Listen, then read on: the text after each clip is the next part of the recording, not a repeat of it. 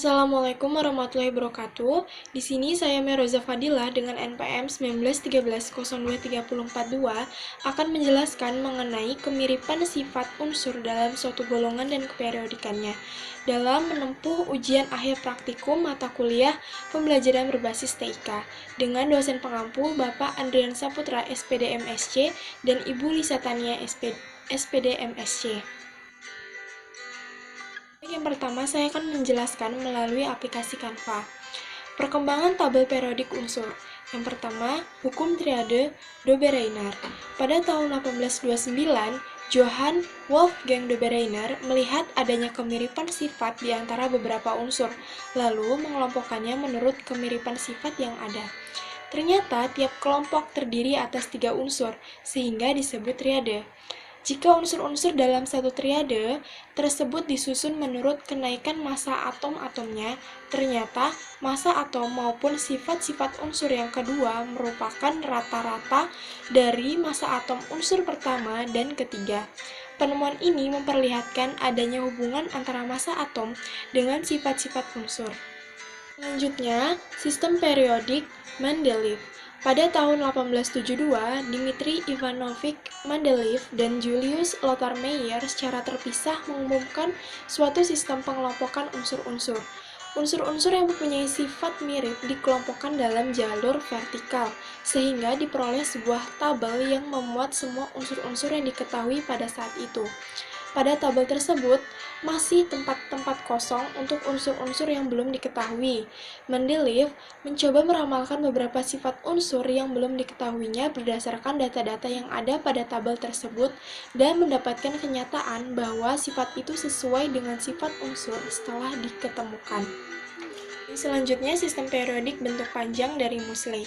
Berdasarkan penemuannya Moseley pada tahun 1914 menyatakan bahwa sifat dasar atom adalah nomor atom atau konfigurasi elektronnya. Oleh karena itu, maka beliau menyusun sistem periodik unsur berdasarkan hubungan antara kenaikan nomor atom dengan sifat-sifat kimia dimiliki oleh setiap unsur. Yang pertama ada periode. Unsur-unsur yang jumlah kulitnya sama ditempatkan pada periode atau baris yang sama. Unsur yang hanya mempunyai satu kulit atau kulit K saja terletak pada periode pertama atau baris paling atas. Unsur-unsur yang mempunyai dua buah kulit K dan L terletak pada periode kedua atau baris kedua, dan seterusnya. Yang kedua ada golongan. Unsur-unsur yang memiliki jumlah elektron valensi yang sama ditempatkan pada golongan atau kolom yang sama. Unsur-unsur segolongan mempunyai sifat-sifat kimia yang mirip, sebab mereka memiliki jumlah elektron valensi yang sama. Baik, selanjutnya masuk ke sifat-sifat unsur. Di sini saya akan menggunakan aplikasi PowerPoint. Yang pertama ada jari-jari atom. Jari-jari atom adalah jarak elektron terluar ke inti atom dan menunjukkan ukuran suatu atom. Jari-jari atom sukar diukur, sehingga pengukuran jari-jari atom dilakukan dengan cara mengukur jarak inti antara dua atom yang berikatan sesamanya. Di sini saya menggunakan contoh pada atom Li dan atom Na. Atom Li mempunyai nomor atom 3 sehingga konfigurasi elektronnya yaitu 2, 1. Kemudian pada atom Na mempunyai nomor atom 11 sehingga konfigurasi elektronnya adalah 2, 8, 1. Dapat kita lihat bahwa pada gambar jari-jari atom Li itu lebih kecil daripada jari-jari atom Na. Hal ini dikarenakan konfigurasi elektron pada atom Li itu lebih sedikit dibandingkan dengan konfigurasi elektron pada atom Na. Panjang pendeknya jari-jari atom ditentukan oleh dua faktor. Yang pertama, jumlah kulit elektron. Makin banyak jumlah kulit yang dimiliki oleh suatu atom, maka jari-jari atomnya semakin panjang. Contohnya, jari-jari atom natrium lebih panjang dari jari-jari atom litium, sebab jumlah kulit yang dimiliki atom natrium lebih banyak dari atom litium. Yang kedua, muatan inti atom. Bila jumlah kulit dari dua atom sama banyak, maka yang berpengaruh terhadap panjangnya jari-jari atom adalah muatan inti atom. Semakin besar muatan intinya, gaya tarik inti atom terhadap elektron lebih kuat sehingga elektron lebih mendekat ke inti atom. Kecenderungan jari-jari atom dalam satu golongan jari-jari atom ini meningkat dari atas ke bawah. Adapun dalam satu periode, jari-jari atom ini meningkat dari kanan ke kiri. Selanjutnya yaitu energi ionisasi. Yang dimaksud dengan energi ionisasi adalah energi minimum yang diperlukan atom netral dalam wujud gas untuk melepas suatu elektron paling luar atau yang terikat paling lemah untuk membentuk ion positif.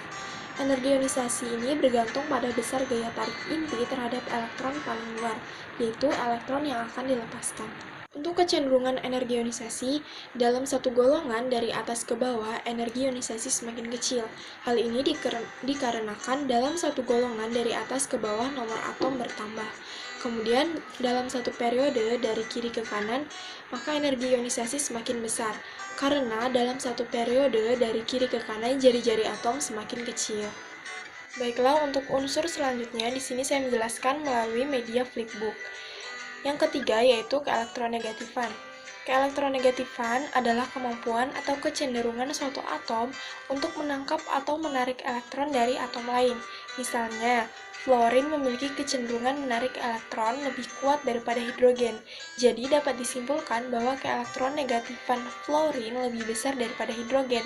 Konsep keelektronegatifan ini pertama kali diajukan oleh Linus Pauling pada tahun 1901 sampai 1994 pada tahun 1932.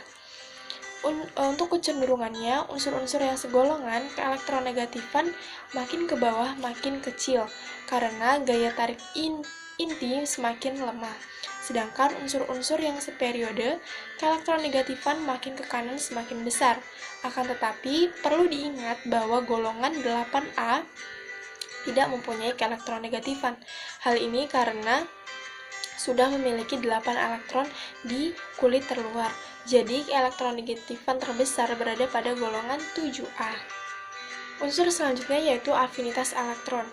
Afinitas elektron adalah energi yang menyertai proses penambahan satu elektron pada satu atom netral dalam wujud gas, sehingga terbentuk ion bermuatan negatif.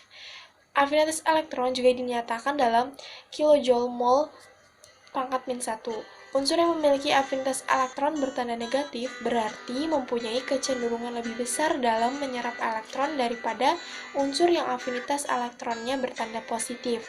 Makin negatif nilai afinitas elektron, maka semakin besar kecenderungan unsur tersebut dalam menyerap elektron atau kecenderungan membentuk ion negatif.